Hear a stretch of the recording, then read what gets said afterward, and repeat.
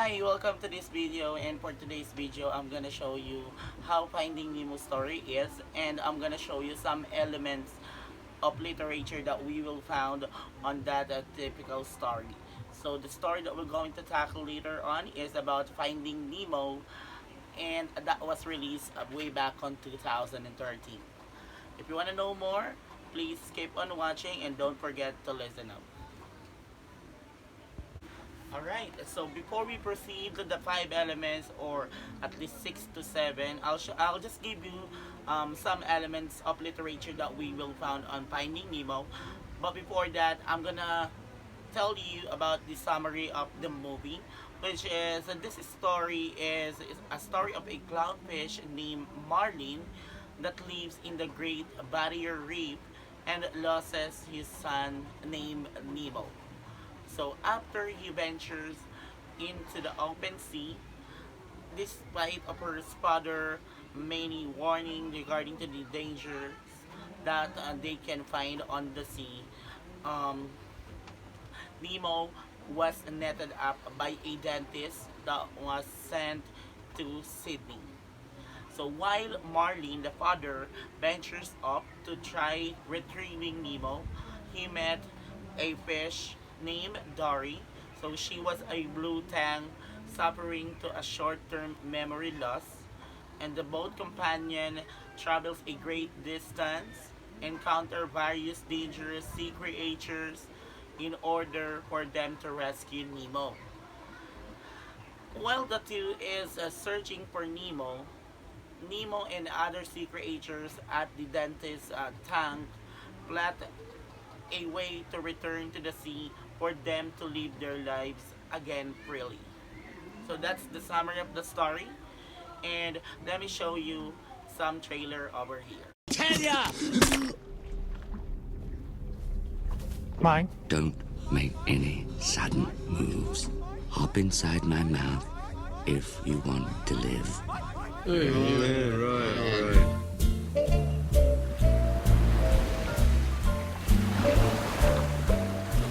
Somewhere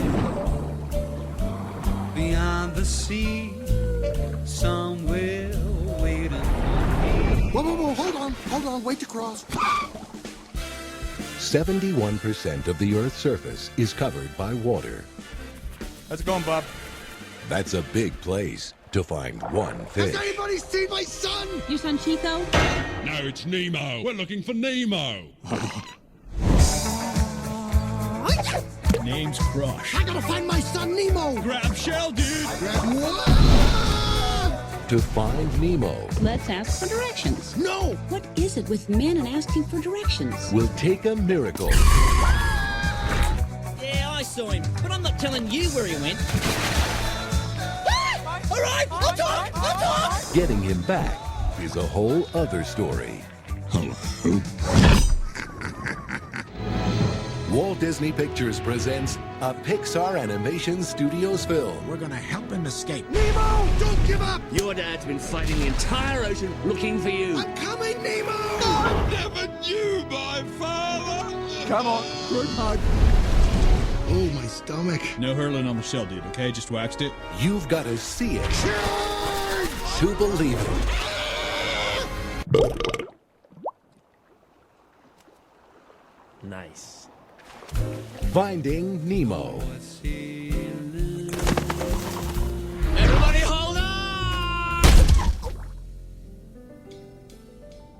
That was the trailer of the story Finding Nemo, and now I'm going to list at least five elements of literature that we can see inside the story. So before we go to that part, let me just share you some emotions. I think after watching the movie, I felt that the movie is actually not a cartoon only. So even though the character and the setting and the creativity of the movie was an animation, so that was a typically cartoon for the others, but if you really watch and understand the video or the movie, you can actually find a great moral of the lesson which you can connect to your daily basis in your lives. So, yes, for the first element of literature that I'm going to discuss to you regarding to the Finding Nemo movie, the first one is the setting. So the setting, as we know in part of the literature, that was the part where and when the story was happened. So in the Finding Nemo movie case, I think even though the movie does not um, mention that the original place or when or where it was happened, I think that was at the Pacific Ocean because Nemo start to lose at the United States Ocean and then ended up at the Australia. And the ocean between United States and the Australia was the Pacific Ocean. So that is where the movie happened. That's for me.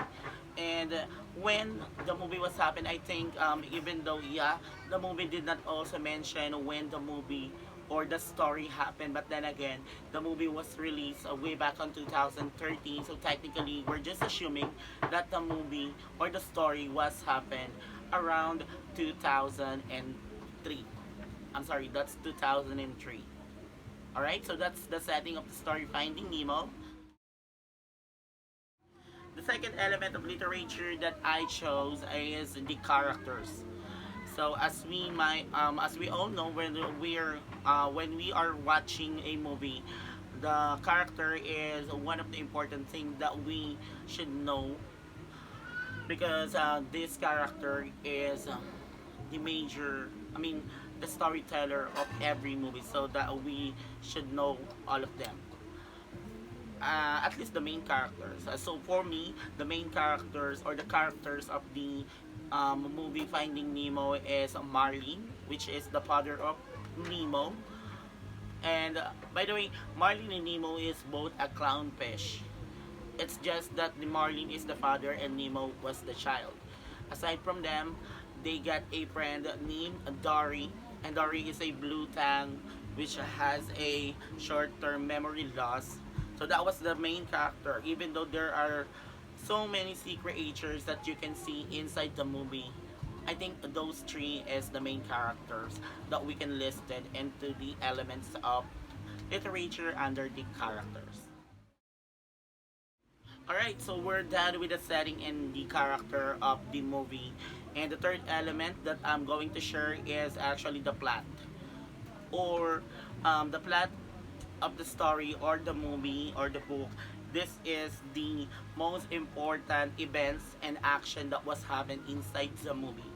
So I think there's so many plot when you are going to watch that movie, but then I chose three. That's for me is the three most important plot that was happened to the story. So the first one is when Nemo got lost.